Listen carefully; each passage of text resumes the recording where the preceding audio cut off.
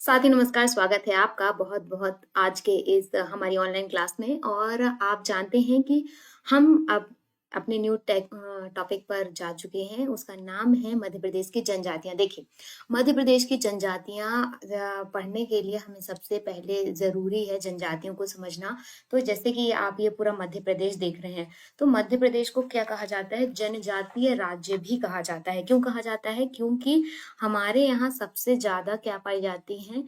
जनजातियां पाई जाती हैं। ठीक है, मध्य प्रदेश एक क्या है? जनजातीय राज्य है। इसके आंकड़े जो हैं वो हम नेक्स्ट वाली क्लास में डिस्कस करेंगे, जब सारी जनजातियां हो जाएंगे उसके बाद। क्यों? क्योंकि यदि पहले ही आप सारे आंकड़े याद कर लेंगे तो आप जनजातियों को नहीं समझ पाएंगे। तो मेरा पहला ये उद्देश्य है कि आप बहुत अच्छे से सारी जनजातियों को समझ लें। उसके बाद हम इसके जो भी फैक्ट हैं उस पे जाएं तो वो आपको इजीली समझ में आएगा, है ना। तो चलिए शुरू करते हैं। ये मध्य प्रदेश की जनजातियां। जनजातियां मतलब क्या होता है? कि जो वनों में निवास करने वाली जातियां हैं। ठीक है, वनों में निवासरत जो जनजातियां होती हैं, इन्हें वनवासी या आदिवासी भी कहते हैं। ठीक है, ये क्या कहलाती हैं? ये जनजातियां कहलाती हैं। ठीक, तो अगर हम ये एमपी, जैसे कि आपको पता है कि ये हमारा एमपी है, तो ये हम अपना प्यारा सा एमपी देखते हैं जब इस एमपी को, तो हमें बहुत सारी जनजातियां दिखाई देती हैं। देखिए, मैं इसको इसलिए ड्रॉ कर रही हूँ ताकि आप लोग भी इस तरीके का एक रफली मैप ड्रॉ करना जरूर सीखिए, जो आपको मेंस में काम आएगा। क्योंकि मेंस में यदि 3 नंबर का क्वेश्चन आ जाता है कि मध्य प्रदेश की जनजातियां बताइए, तो उसमें फिर आप एक आपको 2 3 4 5 सेकेंड में ही ये मैप इतना ड्रॉ करना पड़ता है। तो आपको एकदम ऐसे क्विक क्विक क्विक पता होना चाहिए, है ना, मैप बनाना। तो इसलिए इसके ऊपर से भी ड्रॉ कर दिया तो वो इजी हो गया। देखिए, सबसे पहले हम बात करते हैं, ये जो हमने मध्य भारत का पठार पढ़ा था, इसमें हमारी पाई जाती है सहारिया जनजाति। ठीक है, उसके बाद हम मेन जनजातियां पहले पढ़ेंगे। उसमें यहाँ पर यदि हम इसी साइड से, हम अपने राइट साइड से आना शुरू करेंगे, तो यहाँ पर हमें दिखता है छतरपुर, पन्ना, सतना, रीवा। इसमें हमें मिलती है खेरवार जनजाति। और आपको पता है खेरवार जनजाति शहडोल में भी मिलती है। और ये जो खेर के पेड़ होते हैं ना, जिससे कत्था बनता है, ये वो वाली जनजाति है। ठीक है, फिर यहाँ पर रीवा, सीधी, सिंगरौली इस साइड, मतलब बघेल खंड में कौन सी जाति मिलती है? कोल मिलती है। और शहडोल में कौन सी मिलती है? पनिका मिलती है। और ये जो पनिका है ये स्पेशली शहडोल में ही मिलती है। इसके साथ ही हम देखते हैं कि शहडोल और मंडला दोनों में अगरिया मिलती है। उसके बाद हम देखते हैं मंडला में एक बहुत फेमस जनजाति है जिसे बैगा कहते हैं। और आपको पता होगा यहाँ पर क्या है? यहाँ पर है बैगा चक। बैगा चक जहाँ पर सारे जो गोंड ट्राइब्स हैं वो एक जगह रहते हैं। यहाँ पर सारे गोंड ट्राइब्स रहते हैं। ठीक है, तो हमारे यहाँ तीन जो फेमस, जो तीन विशेष अधिकार प्राप्त जनजाति हैं, वो कौन सी हैं? 3 डिस्ट्रिक्ट विशेष समुदाय कौन से हैं? वो हैं, आपको याद रखना है कोड, भा वेस्ट मतलब। ठीक है, यहाँ पर क्या हो गया? भारिया। ठीक है, यहाँ पर क्या हो गया? बैगा। ठीक है, और यहाँ पर क्या हो गया? सहारिया। ठीक है, आप यदि भावेश याद रखेंगे तो यहाँ पर सहारिया। तो आपकी ये 3 जनजातियां पूछी जाती हैं कि विशेष पिछड़ी जनजाति में से कौन सी शामिल नहीं है, तो उसमें आपके कौन से 3 नाम होंगे? सबसे पहला भारिया, फिर बैगा और फिर सहारिया, ये आपके नाम होंगे। इसके बाद आप देखिए, यहाँ पर बालाघाट में एक हलवा जनजाति है। उसके बाद यहाँ सिवनी, छिंदवाड़ा, बैतूल, इन में सब में कौन सी जनजाति पाई जाती है? भारिया। मेनली जो भारिया है वो कहाँ पाई जाती है? पातालकोट में पाई जाती है। ठीक है, पातालकोट जो कि छिंदवाड़ा में एक जगह है। और ऐसा माना जाता है कि यहाँ पर सूर्य की किरणें जो है वो नहीं पहुंच पाती हैं, मतलब बहुत डेंस फॉरेस्ट है इस एरिया में। ठीक है, और बैतूल में कौन सी जनजाति पाई जाती है? कोरकू जनजाति पाई जाती है। और ये पूरा जो एरिया आता है वो किसका हो जाता है? भील का हो जाता है। ठीक है, आपको भी पता है राजस्थान में भी भील है।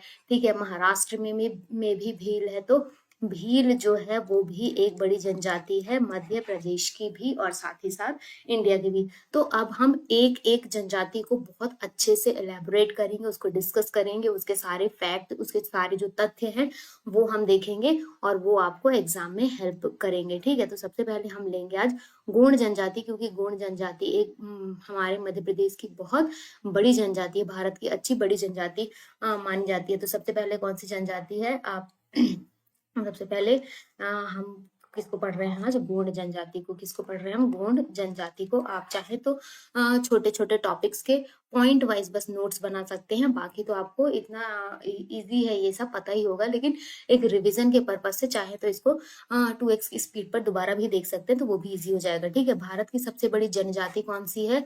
गोंड ही है। ठीक है, मध्य प्रदेश की जनजाति भी गोंड है। ठीक है, भारत की सबसे बड़ी जनजाति, मध्य प्रदेश की सबसे बड़ी जनजाति कौन सी है? गोंड ही है। और यहाँ पर एक सेकेंड, शायद एक फैक्ट गलत हो रहा है क्या? गोंड भारत की सबसे बड़ी जाति है और मध्य प्रदेश की, वही मुझे लगा था, मध्य प्रदेश की दूसरी सबसे बड़ी जनजाति है। ठीक है, मध्य प्रदेश की दूसरी सबसे बड़ी जनजाति है कि दूसरी। भारत में यदि पूछा जाएगा तो गोंड फर्स्ट नंबर पर आते हैं। ठीक है, और एमपी में पूछा जाएगा भारत की सबसे बड़ी जनजाति और मध्य प्रदेश की, तो एमपी में फर्स्ट आता है भील और सेकंड आता है गोंड। ठीक है, भारत की मध्य प्रदेश की दूसरी सबसे बड़ी जनजातीय है। ठीक है, अब इसकी उत्पत्ति किससे हुई है? यदि हम देखें कि जो गोंड है जनजाति, तो जैसे आप क्या है, जैसे आप क्या लिखते हो? गोंड लिखते हो ना, तो वैसे ही क्या है, कोंड, तेलुगु भाषा के कोंड से गोंड शब्द की उत्पत्ति मानी जाती है। ठीक है, अब इसका शाब्दिक अर्थ क्या होता है? पर्वत। मतलब जितनी भी जनजातियां हैं, ये गोंड जनजाति कहाँ रहती हैं? ये पर्वत में रहती हैं, इसीलिए इसका शाब्दिक अर्थ क्या होगा? पर्वत। और ये स्वयं को क्या बोलते हैं? कोयतार बोलते हैं। इसी को आप देखेंगे तो कोयतुर बोलते हैं। ठीक है, कोया भी बोलते हैं ये अपने आप को। तो ये सभी इनके उपनाम है। और 2011 की जनसंख्या के अनुसार कितनी कुल हमारे यहाँ गोंड जनजाति है? तो ये क्वेश्चन जो है वो 2023 के मेंस में पूछा जा चुका है कि मध्य प्रदेश की जो दूसरी सबसे बड़ी जनजाति है गोंड, उसकी 2011 के अनुसार जनसंख्या कितनी है? तो आपको बहुत इजीली याद हो जाएगा, मैं भी याद करवाती हूँ। देखो, आप जैसे फोन नंबर याद करते हो ना, तो आपको याद करना है 43 57 918। बस, कौन एक बार और बोलेंगे? 43 57 918। एक बार और बोलेंगे 43 57 918। आपको मोटा मोटा ये याद रखना है और 2 डिजिट्स के फॉर्म पे ही याद आपको रखना है, तो आप इजीली इसको कर पाएंगे। ठीक है, अब चलिए एक बार देखते हैं इनकी उप जनजातियां कौन सी हैं। गोंड की उप जनजातियों की बात करें, मतलब गोंड एक मेन जनजाति है, इसकी भी बहुत सारी उप जनजातियां होती हैं, जैसे अगरिया। अगरिया मतलब ये सब एमपीपीएससी में आए हुए क्वेश्चन है कि अगरिया कौन सी जाति जनजाति की उप जनजाति है? तो सबसे पहले गोंड की उप जनजाति है। दूसरा पूछा जाता है कि अगरिया कौन सा काम करते हैं? तो अगरिया जो है वो आग का काम करते हैं। जैसे हमारे यहाँ आग का काम करने वाले क्या जैसे हमारे लोहे का काम करने वाले लोहार कहलाते हैं ना, तो वैसे ही यहाँ पर यहाँ पर जो लोहे का काम करने वाले हैं वो अगरिया कहलाते हैं। ठीक है, आई होप सो कि हाँ, लोहे का काम करने वाले क्या है, आग में ही लोहा तपता है तभी कुछ बनता है, तो आप ऐसे याद कर सकते हो कि आग में ही क्या तपेगा। यहाँ पर आप देख सकते हो कि आग में ही लोहा तपता है। ठीक है, तो ये क्या हो जाएगा? अगरिया जो है वो लोहे का काम करने वाले, और हमारे यहाँ लोहे का काम करने वाले लोहार कहलाते हैं, लेकिन गोंड जनजाति में उनको अगरिया कहते हैं। ठीक है, फिर दूसरा क्या हो जाएगा? प्रधान। तो जैसे नाम से ही स्पष्ट है कि हम बोलते हैं ना कि गांव के प्रधान हैं, मतलब बड़े हैं तो क्या करेंगे? बड़ा काम करेंगे। बड़ा काम क्या होता है? मंदिरों में पूजा पाठ करना बड़ा काम माना जाता है, तो प्रधान क्या करेंगे? मंदिरों में पूजा पाठ करेंगे। फिर आ जाता है कोयला भूतिस। तो कोयला भूतिस क्या है? कोयला भूतिस ऐसे याद कर सकते हो कि रात के टाइम पर जब कोई नहीं रहता तो भूत नाचने गाने का काम करते हैं, ऐसे याद कर सकते हैं ना हम कि यहाँ पर क्या है? कोयला भूतिस, मतलब कोयला मतलब जब कोई नहीं है तब भूत नाचने गाने का काम करते हैं। ऐसे खाली जगह होगा, खाली जगह देख लो, कोई खंडहर देख लो जहाँ पर कोई नहीं रहता, तो वहां पर मैं जस्ट ये याद करने के पर्पज से आपको बता रही हूँ, इसको बिल्कुल दिल पे लेने की जरूरत नहीं है ना, कि ऐसा कैसे बोल दिया। तो ये सिर्फ आपको याद करने के लिए है कि जहाँ कोई नहीं रहता वहां भूत डांस करते हैं, तो आपको एक याद हो जाएगा कि कोयला भूतिस जो है वो गोंड जनजाति में नृत्य करने वालों को कहते हैं। ठीक है, फिर ओझा। तो ऐसे हमको पता है कि झाड़ फूक करने वाले ओझा कहलाते हैं, तो बहुत कॉमन सा है। और सोलहा जो है वो बढ़ईगिरी का काम करते हैं। ठीक है, क्या करते हैं? बढ़ईगिरी का काम करने वाले, मतलब लकड़ी का काम करने वाले जो हमारे यहाँ है, विश्वकर्मा हमारे यहाँ लकड़ी का काम करते हैं, तो वैसे ही सोलहास इनके यहाँ करते हैं, ठीक है। अब इनके वर्ग देख लेते हैं। वर्ग इनके कितने हैं? 2 हैं। देखिए सबसे पहले कौन सा वर्ग है? राजगुण, और दूसरा है धुरगुण। राजगुण मतलब जो अपने आप को, जिनके पास बहुत ज्यादा खेती किसानी है, जो बहुत अच्छे तरीके से संपन्न है, ठीक है। जिनके पास लेविश लाइफस्टाइल नहीं है, लेकिन वो मध्यम वर्गीय जनजातीय समुदाय में आ चुके हैं, ठीक है, वो राजगुण कहलाते हैं। धुरगुण वो हैं जिनके पास एक भी संसाधन नहीं है ना, लाइक उनके पास घर नहीं है, उसके उनके पास रहने के लिए नहीं है, उनके पास खाने के लिए नहीं है, वो एकदम ही गरीब है, या तो वो मजदूर है, तो मजदूरी करके अपना पेट पालते हैं। तो उस तरीके के जो लोग हैं वो धुरगुण कहलाते हैं। तो राजगुण और धुरगुण, ठीक है। इसमें आपको 2 याद रखना है। आप ऐसे याद कर सकते हो ना कि एकदम जिसके पास, जिसके नाम में ही राज है, मतलब उसके पास सब कुछ है, तो वो राजगुण कहलाएगा, ठीक है। अब नेक्स्ट आ जाते हैं इनके प्रचलित विवाह के आधार पर। तो प्रचलित विवाह में इनको देखिए, सबसे पहले कौन सा है? पठौनी विवाह, फिर दूसरा है चढ़ विवाह, तीसरा है लमसेना विवाह, फिर चौथा है दूध लौटावा। तो आपसे इनका डिटेलिंग नहीं पूछा जाएगा, बस आपको ये पूछा जाता है कि ये किस जनजाति से रिलेटेड है। दूध लौटावा आपको एक पता होना चाहिए। दूध लौटावा मतलब ये होता है कि जो चचेरे और जो ममेरे भाई बहन हैं, इनकी जब शादी करवा दी जाती है, तो ये दूध लौटावा विवाह कहलाता है, ठीक है।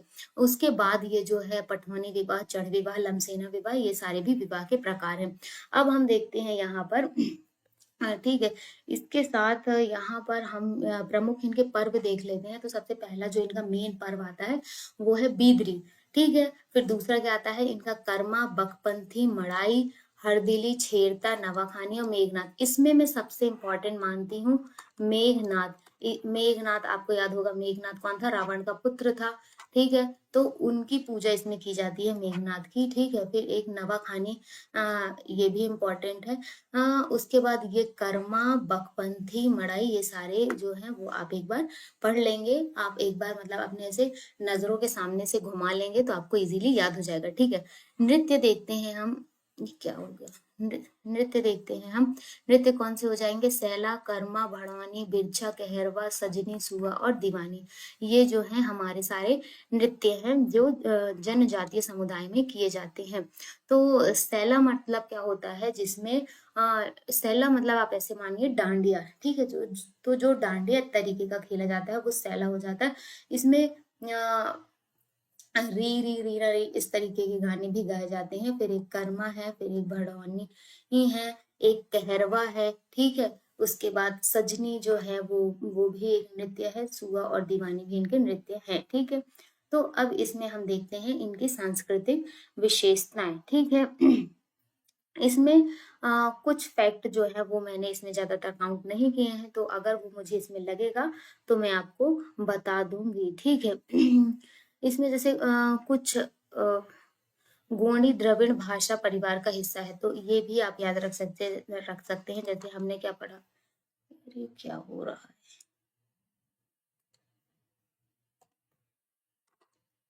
Oh shit.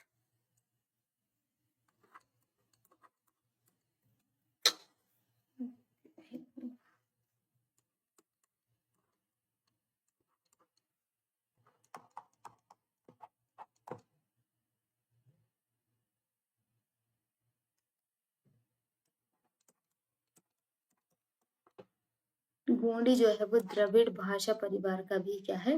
हिस्सा है। तो ये आपको याद रखना है, ठीक है। इसके बाद मध्य प्रदेश में रहने वाले गूंड, क्योंकि हम चूंकि बात कर रहे हैं मध्य प्रदेश की, तो मध्य प्रदेश में हमने कहाँ देखा गूंड कहाँ रहते हैं? गूंड जो रहते हैं वो हमारे बघेल खंड के कुछ रीजन में, और यहाँ पर मंडला के आसपास के कुछ रीजन में गूंड रहते हैं। तो चूंकि ये बघेलखंड और मंडला डिंडौर के आसपास के रीजन में है, तो ये जो है वो गोंडी भाषा बोलने की जगह छत्तीसगढ़ी भाषा का प्रयोग करते हैं, ठीक है। छत्तीसगढ़ी भाषा का प्रयोग करते हैं। अलग अलग रहने वाले अंचलों में गोंड कई उपशाखाओं के नाम से जाने जाते हैं। यदि एक ही नाम है तब भी इनके रहन सहन में बहुत फर्क होता है, मतलब एक जैसे नाम वाले व्यक्ति भी अलग अलग तरीके से इनके नाम में फर्क होता है। मंडला में गोंड जो है वो बड़ी खेती किसानी के साथ जुड़े होने के कारण राजगोंड कहलाते हैं। ये मैंने आपको बता दिया था कि राजगोंड का क्या कॉन्सेप्ट है, कि उनके पास बहुत ज्यादा खेती किसानी होगी। गोंड राजा जो है वो बड़ा देव की गाथा गाने वाले प्रधान गोंड एक जगह से दूसरे जगह तक डेरा डालकर नाचने वाले, भिम्मा धोबा कोयला भूत, लोहा गलाने वाले अगरिया, ये सब हम पढ़ चुके हैं। ठीक है, अब यहाँ पर हम कुछ इनकी विशेषताएं पढ़ लेते हैं जिस जो यहाँ पर थोड़ी मेंशन हुई हैं। मेंशन ये है कि गोंड घर की दीवारों को स्त्री मिट्टियां रंगों से सजाती हैं। मतलब ये जो है इनका नॉर्मल, ये इनकी सांस्कृतिक विशेषताओं में आ जाएगा, या इनके रहन सहन में भी आ जाएगा कि जो इनके घर के निवास है वहां पर जो घर के बाहर आप देखते होंगे बहुत सजावटी तरीके से यहाँ इन ये जो इस घर की स्त्रियां हैं वो मिट्टी है और गेरू है, इनसे अपने घर को सजाती हैं। और जिसे इस चीज को क्या बोलते हैं, तो इस चीज को बोलते हैं नाह डोरा। एक सेकेंड बस।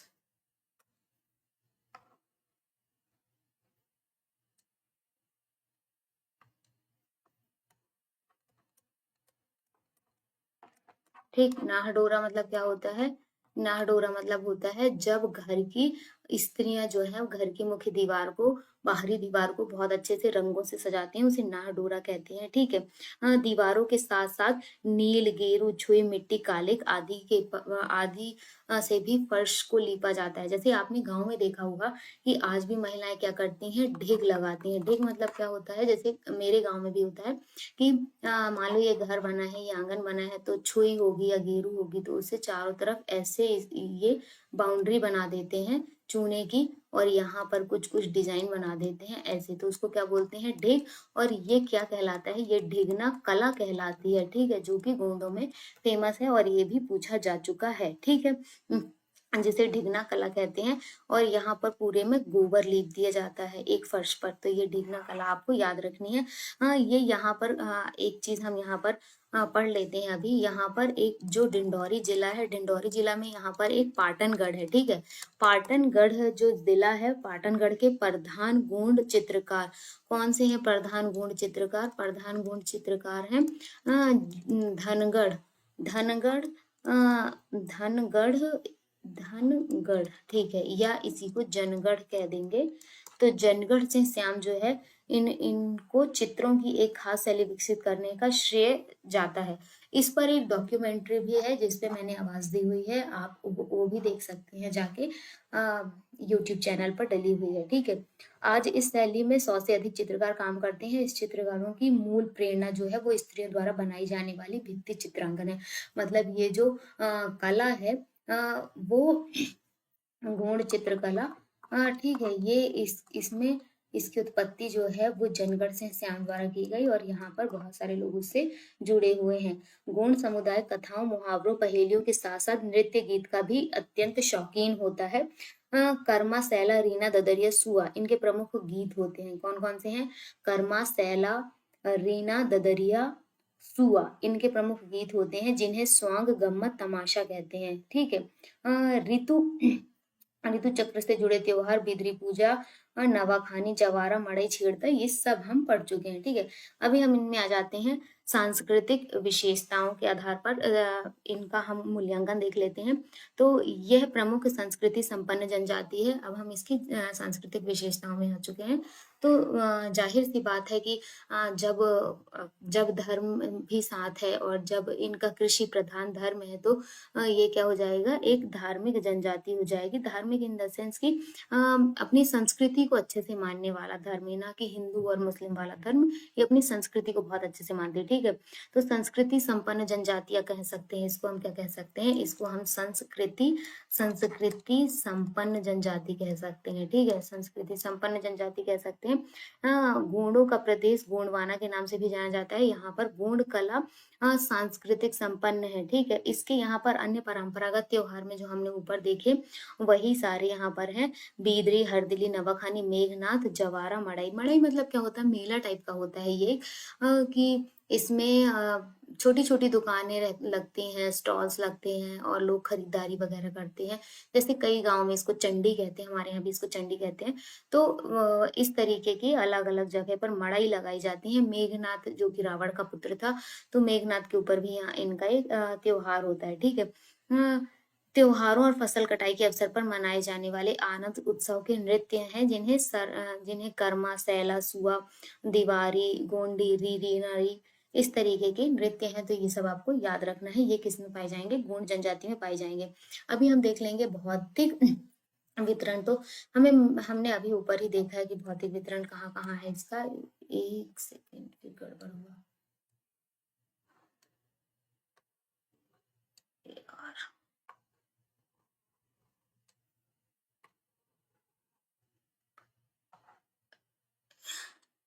देखो इसमें हालांकि नाम, आई एम सो सॉरी, इसमें हालांकि गोंड नाम मैं लिखना भूल गई और इसमें दिया भी नहीं है, और मैंने सबसे पहले गोंड ही पढ़ा है, कोई बात नहीं। हम देख लेते हैं यहाँ पर। ये जो मध्य प्रदेश का ये वाला पोर्शन है ना, छिंदवाड़ा, सिवनी, मंडला, डिंडौरी, शहडोल, इतने में पूरे में जो है वो गोंड फैला हुआ है। ठीक है, ऐसा नहीं है कि यहाँ का गोंड यहाँ नहीं मिलेगा, यहाँ पे भी मिलेगा, लेकिन सर्वाधिक, इसको अलग कलर से कर देती हूँ मैं। ठीक है, ये जो है ये पूरा क्या है, इधर सर्वाधिक मात्रा में गोंड हमें दिखाई देते हैं। ठीक है, इतने में हमें सबसे ज्यादा गोंड दिखाई देते हैं जो हम अभी पढ़ रहे हैं। ठीक है,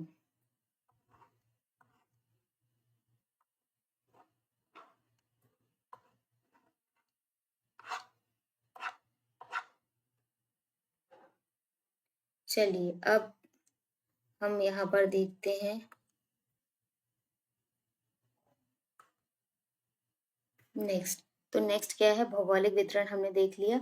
यहाँ पर बैतूल है, छिंदवाड़ा है, होशंगाबाद है, मतलब वही पूरा। यदि हम एक एमपी ड्रॉ करें तो ये जो ये नीचे वाला पोर्शन है ये पूरा जो है ये गोंडों से भरा हुआ है। ठीक है, चलिए अब शारीरिक विशेषताओं के आधार पर आ जाते हैं। मतलब हर ट्राइब की अपनी एक विशेषता होती है कि वो कैसे दिखते हैं। तो इनकी भी एक विशेषता है, ये गोंड द्रविडियन मूल के हैं। क्यों?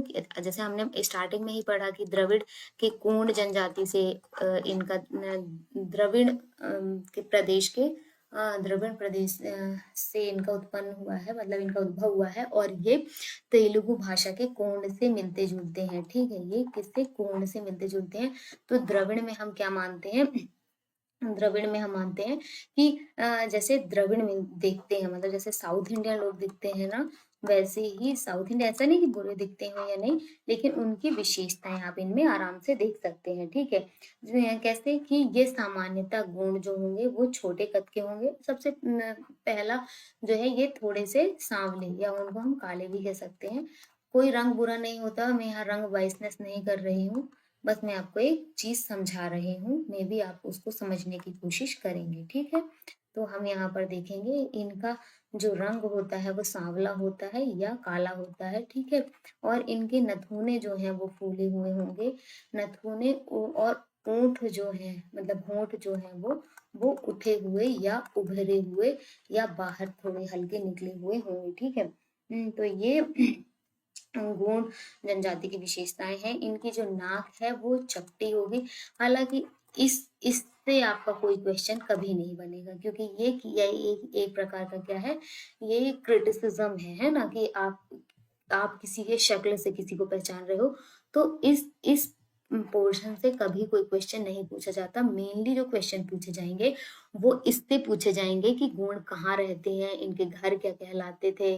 तो इस सेगमेंट से बहुत ज्यादा क्वेश्चन पूछे जाते हैं, या इनके जो फेमस व्यक्तित्व हैं, जैसे रानी दुर्गावती, शंकर शाह, रघुनाथ शाह, या इनका धार्मिक जीवन कैसा था, या जनगढ़ से श्याम डिंडौरी के पाटनगढ़ जिले में, या इनकी ढिगना कला, ये सब पूछा जाएगा। ये बाइसनेस कहलाती है, और ये एक प्रकार का क्रिटिसिज्म है। तो ये कभी क्वेश्चन नहीं पूछे जाते, आज तक नहीं पूछे गए हैं, लेकिन चूंकि बुक में मेंशन है तो हमें पढ़ना पड़ता है। ठीक है, चलिए नेक्स्ट जो है, इसमें आगे भी दिया गया है कि इनका चौड़ा मुंह होता है और इनके सीधे बाल होते हैं, कहीं कहीं इनके हेयर भी कर्ली होते हैं। तो ये सब इसमें है। ठीक है, अभी हम इसके निवास में देख लेते हैं।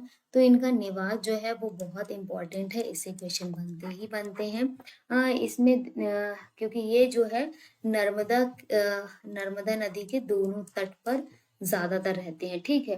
गोंड अत्यंत दुर्गम क्षेत्रों में निवास करते हैं, पहाड़ी क्षेत्रों में और घने जंगलों में इनके निवास स्थान पाए जाते हैं, ठीक है। मैदानी क्षेत्रों में इनके गाँव कृषि योग्य भूमि, जल प्राप्ति और सुरक्षा को ध्यान पे रख के बनाए जाते हैं। अब हम इनके रहन-सहन पर आ जाते हैं। रहन-सहन में यदि हम देखें कि किस तरीके से इनका रहन-सहन है, तो गोंड जनजाति के पुरुष ज़्यादातर कमर के नीचे वस्त्र पहनते हैं, ठीक है। मतलब आप जितनी भी ट्राइब्स देखेंगे तो उसमें कहीं न कहीं आप ये पाएँगे कि कुछ-कुछ सिमिलैरिटीज़ हैं और कुछ-कुछ नहीं है। तो कुछ-कुछ नहीं है में क्या नहीं है, यही कि मतलब क्या सिमिलैरिटीज़ है गोंड में कि वो जो है वो शरीर के हाव भाग में कमर के नीचे वस्त्र पहनते हैं। लेकिन आज की डेट पे क्या है, ग्लोबलाइजेशन इतना ज़्यादा बढ़ गया है, शहरीकरण इतना ज़्यादा हो गया है और इंस्टाग्राम है, यूट्यूब है और फेसबुक है या सोशल मीडिया इतना ज़्यादा अपग्रेड हो गया है कि अब लोग ऐसे बहुत कम लोग ही बचे हैं जो इस तरीके का करते हो। लेकिन फिर भी जो इनका पारंपरिक वस्त्राभूषण है उसकी हम बात करें तो ये कमर के नीचे पहनते हैं और ये जब इनका कोई ट्रेडिशन होगा, जब कोई फेस्टिवल होगा तब हमें देखने के लिए मिलेगा, ठीक है। यहाँ पर शहरीकरण और नगरीकरण के कारण आधुनिक वस्त्रों का ये उपयोग करने लगे हैं। स्त्रियों में आभूषण एवं गोदना का अत्यधिक प्रचलन है। किसका प्रचलन है? या तो वो साड़ीज़ पहनती हैं या तो वो लहंगा चोलीज़ भी पहनती हैं और साथ में गुदना भी गुदवाती हैं। तो एक मेन आपको याद रखना है कि जो गुदना कला है, गुदना मतलब क्या होता है? सिंबल होता है, ठीक है। मतलब एक तरीके से टैटू बन जैसे आजकल क्या-क्या फैशन है, टैटू है। तो उस समय क्या-क्या था? गुदना था और आजकल जैसे अच्छा दिखने के लिए या अपने आप को अलग दिखाने के लिए टैटूज़ का उपयोग किया जाता है, वैसे ही उस समय भी अपनी सुंदरता के प्रतीक के रूप में टैटू का इस्तेमाल किया जाता था, जिसको हम हिंदी भाषा में गुदना कहते थे। गुदना और टैटू में हालाँकि बहुत अंतर है। ये जो है ये अलंकरण का प्रतीक है और वो जो है वो एक लाइफ़स्टाइल का प्रतीक है, ठीक है? ठीक, इसमें स्त्रियों में आभूषण गूँथना अत्यधिक प्रचलित था। पीतल, मोती, मूँगा आदि के आभूषण ये लोग धारण करते थे और गौंड शाकाहारी एवं मांसाहारी दोनों होते थे। देखो शाकाहारी क्यों है? क्योंकि ये काम करते हैं, फसल उगती है तो वो खा सकते हैं, ठीक है? तो ये शाकाहारी हो गया। लेकिन मांसाहारी क्या है? क्योंकि जो गौंड जनजाति है ना, वो कहाँ रहती है? पर्वतों में रहती है और इसका उद्भव ही किससे हुआ है? पर्वत से हुआ है। तो अब पर्वत में खेती करना बहुत टफ काम है, ठीक है? तो वहाँ पर जो भी जंगली जीव रहते थे, जंगली जीवों को मार के खाने की ही जंगली जीवों को ही खाने की एक क्या थी, एक रीति थी मतलब एक प्रकार का वहाँ पर कल्चर था कि जंगली जीवों को मार के खा लिया जाता था। तो इस सेंस में यदि हम देखें तो ये क्या होगा, ये मांसाहारी हो गए, ठीक है? मांसाहारी हो गए। उनके भोजन में सामान्यतः मोटे अनाज, कंदमूल, फल भी शामिल होते हैं। मोटे अनाज क्यों शामिल होते हैं? क्यों? क्योंकि ये ट्राइबल एरिया में है, वहाँ पर खेती के लिए बहुत अनुकूल सुविधाएँ नहीं हैं है ना? फॉरेस्ट रीजन में या हिली रीजन में, तो ये क्या कर सकते हैं, ये वहाँ पर मोटा अनाज उगा लेते हैं और उसे ही खाते हैं, ठीक है? या इसी को हम श्री अन्न भी कहते हैं, ठीक है? अभी इसका नाम परिवर्तित हो गया है। तो यहाँ पर मोटे अनाज से बना पदार्थ पेज। अब ये जो पेज जो शब्द आ गया ना, page, this is very very very important, ठीक है? पेज क्या है? तो मोटे अनाज को पीस कर बनाया जाने वाला जो एक लिक्विड है जिसको ये लोग पीते हैं उसको क्या बोलते हैं? पेज कहते हैं, ठीक है? गोंडों में अतिथि सत्कार का विशेष महत्व होता है, इसीलिए जो इनके घर हैं वो बहुत साफ सुथरे होते हैं, ऐसा हम देखने के लिए मिलता है, ठीक है। गोंड जनजाति में गण चिन्ह होते हैं, इसमें पितृवंशीय, पितृसत्तात्मक, पितृस्थानीय होता है। परिवार का वृद्ध पुरुष जो होता है वो मुख्य होता है। ये कॉमन सेंस है कि परिवार का जो वृद्ध पुरुष है वो ही मुख्य है। गोंड सामान्यतः क्या होता है, एक विवाही होते हैं परंतु वही बहु विवाह को भी मान्यता है। ममेरे फुफेरे भाई बहन की शादी होती है जिसे दूध लौटावा कहते हैं। तो इसमें सबसे ज्यादा जो इम्पोर्टेंट फैक्ट था वो एक तो दूध लौटावा था जो हमने पढ़ लिया है, एक ये था पेज, ये हमने पढ़ लिया है, डिगना कला थी वो हमने पढ़ लिया है, इनकी उत्पत्ति कहाँ से हुई थी वो हमने पढ़ लिया है, वर्तमान में इनकी संख्या कितनी है वो हमने पढ़ लिया है, इनकी अर्थव्यवस्था का आधार क्या है, खेती किसानी है और ये शाकाहारी मांसाहारी दोनों होते हैं और इनके मतलब इनका रंग रूप बनावट कैसी होती है वो भी हमने देख लिया। अब बारी आती है इनके इनके यहाँ पर अर्थव्यवस्था की, तो अर्थव्यवस्था क्या करेंगे, चूंकि जंगल में रहते हैं तो वनोपज का कार्य करेंगे। आप इसको मेंस के हिसाब से भी लेके चलिए। मेंस के हिसाब में आप बहुत इजीली समझ सकते हैं कि जो जंगल में रहते हैं, तो ये जंगल में रहते हैं तो जलीय जो लघु वनोपज है उसी को कलेक्ट करेंगे और उसी उसी का आदान प्रदान करके जीवन यापन करेंगे। ठीक है, उसमें तेंदुपत्ता है, हर्रा है, बहेड़ा है, महुआ है, इस तरीके की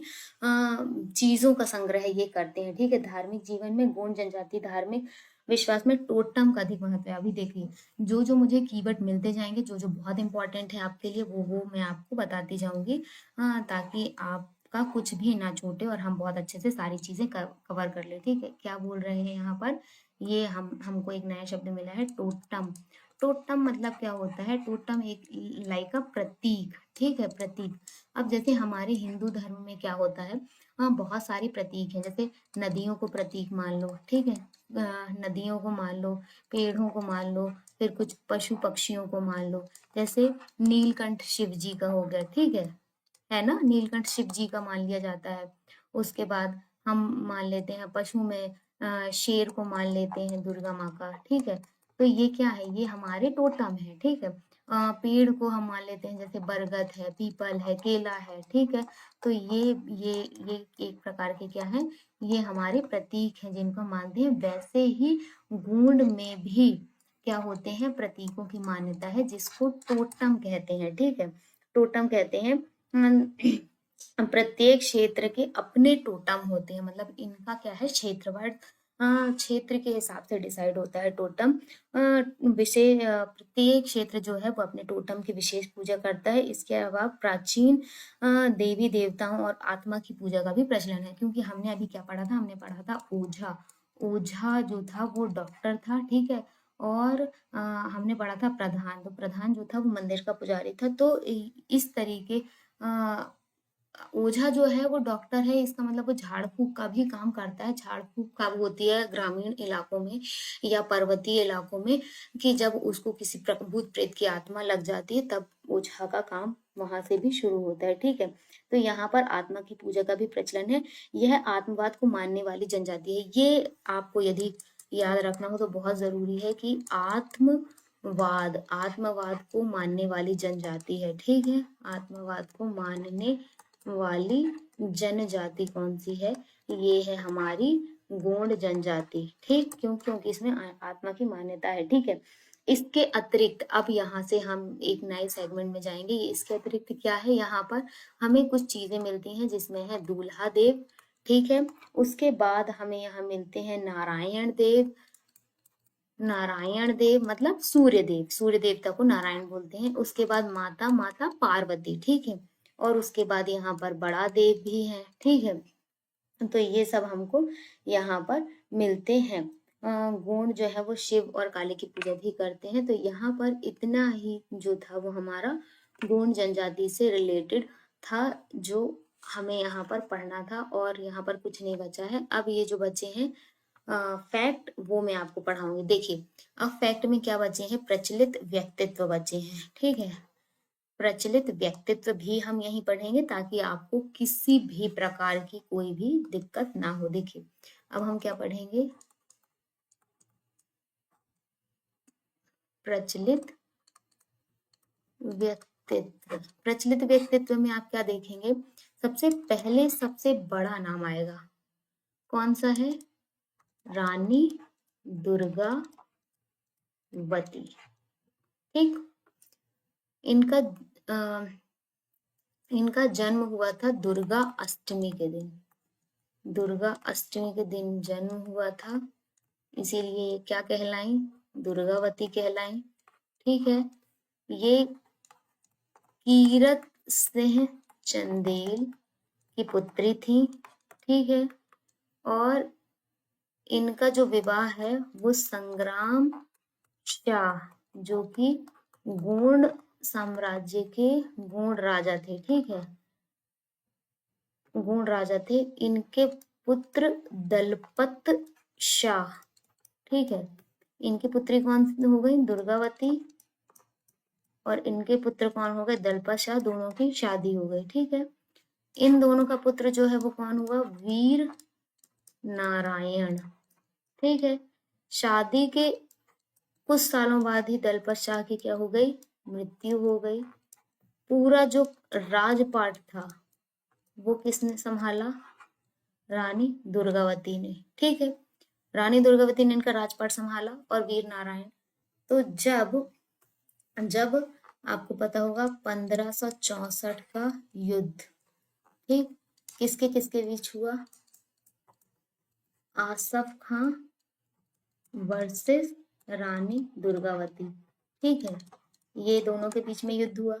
जीता कौन, रानी दुर्गावती जीत जाती, लेकिन आसफ खां को जीता हुआ मान लिया जाता है। क्यों, क्योंकि दुर्गावती जो थी उन्होंने आत्मोत्सर्ग कर लिया था, मतलब खुद के ही सीने पर कटार मार ली थी। क्यों मारी थी, क्योंकि पहले जब 3 दिन लड़ाई हुई, ठीक है, तो 2 दिन तो रानी दुर्गावती जीत गई, और तीसरे दिन क्या हुआ कि नरई नाला, यहाँ पर आपको याद रखना पड़ेगा, बरगी, ये युद्ध कहाँ पर हो रहा था, बरगी, बरगी जबलपुर, ठीक है, जबलपुर के बरगी के नरई नाले में, ठीक है, नरई नाले के पास ये युद्ध हो रहा था। इस तरफ रानी दुर्गावती की सेना है, ठीक है। उसके बाद ये यहाँ पर क्या है, ये यहाँ पर नदी बह रही है, और यहाँ पर कौन है, यहाँ पर नदी कौन सी है, बारगी नदी, ठीक है। और यहाँ पर कौन है, आसफ खां है। पहले 2 दिन में रानी दुर्गावती ने इन्हें हरा दिया। तीसरे दिन ये बाढ़ आ गई और रानी दुर्गावती भाग निकलने में अक्षम हो गई। तब तक ये यहाँ पर आ चुके थे और इन्होंने इन्हें चारों तरफ से घेर लिया। रानी ने अपने पुत्र वीर नारायण की किसी तरीके से रक्षा की और उसे युद्ध स्थल से बाहर निकलवा दिया, ठीक है, युद्ध स्थल से बाहर निकलवा दिया।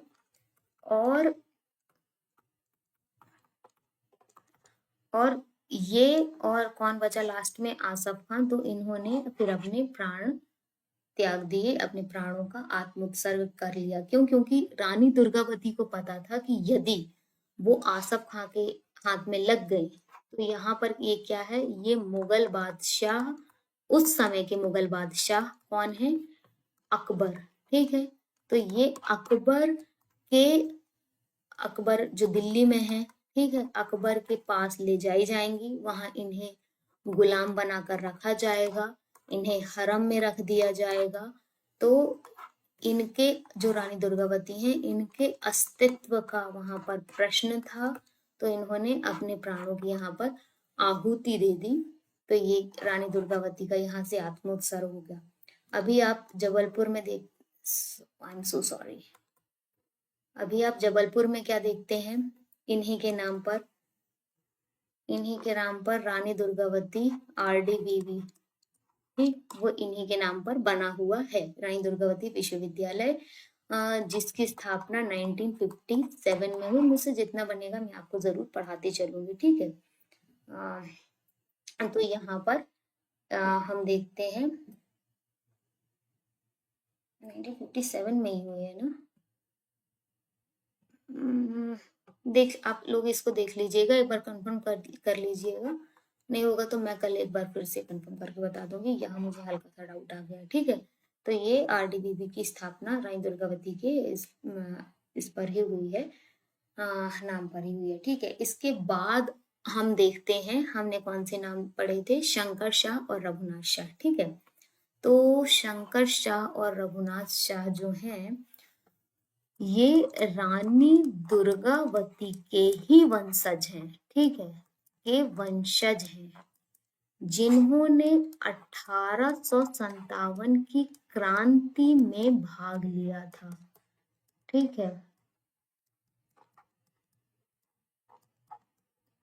ठीक, कब हुआ था, इन 18 सितंबर 1857, ये जो है 18 सितंबर 1857, इसमें जो है राजा शंकर शाह और रघुनाथ शाह को जो जबलपुर है, जबलपुर की कमिश्नरी, ठीक, कमिश्नरी मतलब वही हाईकोर्ट के सामने वाला चौराहा, वहां पर तोप से बांधकर उड़ा दिया गया था, क्यों उड़ाया गया था? क्योंकि अंग्रेजों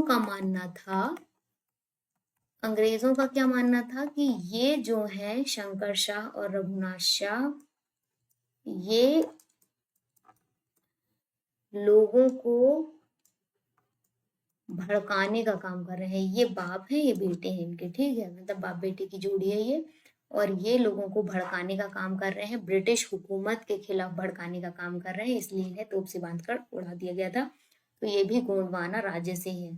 तो हम यहाँ पर हमने कर लिया कि हमें गोंडवाना राज्य से कौन कौन से फैक्ट याद रखने हैं, कौन कौन से नाम याद रखने हैं। तो कुछ कुछ छूट भी सकता है, मैं संपूर्ण तो नहीं बता सकती कि मैंने संपूर्ण ही बता दिया है। कुछ जिम्मेदारी आप लोगों की भी बनती है कि आप लोग भी एक बार बुक देखें, आप लोग भी एक बार किताबें से इस चीज को टैली करें, ताकि आपका एक रिवीजन भी हो। रिवीजन बहुत ज्यादा जरूरी है, आप जितना ज्यादा रिवीजन करेंगे उतना ज्यादा आप अच्छे से नंबर गेन कर पाएंगे एग्जाम में। तो बस ये थी आज की हमारी क्लास, जिसमें हमने गोंड जनजाति जो है उसका एनालिसिस किया है, और ये हमारे डिकोडिंग सीरीज की लगातार क्लासेस चल रही हैं। आप और अच्छे से जुड़िए, आपको बहुत कुछ नया और बहुत कुछ अच्छे तरीके से पढ़ने का एक जो तरीका होता है वो आप यहाँ पर सीखेंगे, और साथ ही साथ जो पेपर आने वाले हैं उसके लिए भी ये क्लास जरूरी है। तो बने रहिए मेरे साथ मेहरा क्लासेस में। तब तक के लिए नमस्कार, धन्यवाद।